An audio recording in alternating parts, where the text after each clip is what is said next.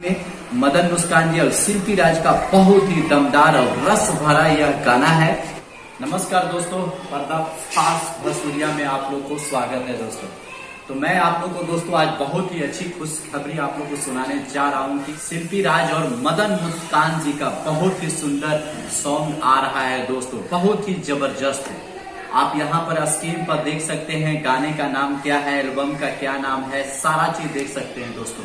तो दोस्तों मैं आपको बता दूं कि इस गाने को लिखने वाले कौन है, यूपी के रहने वाले मुसाफिर जौनपुरी इस गाने को तहलका मचा दिया है। यानी बहुत ही सुंदर वर्ड को, सेंटेंस को जोड़ जोड़ को बनाए हैं दोस्तों मुसाफिर जौनपुरी जी। बहुत ही सुंदर ढंग से इसको लिखा और सांचे में ढाल करके ईंट पे जैसे जोड़ा जाता है मकान को, उसी तरह से जोड़कर एक इस गाने को लिखे हैं। और साथ में अगर मैं म्यूजिक की मैं बात करूं तो म्यूजिक दिए हैं अजय यादव जी, और साथ में रिकॉर्डिंग कहां पर हुआ है, VSS सूरत में हुआ है। यह कंपनी है, बहुत ही अच्छी कंपनी है दोस्तों।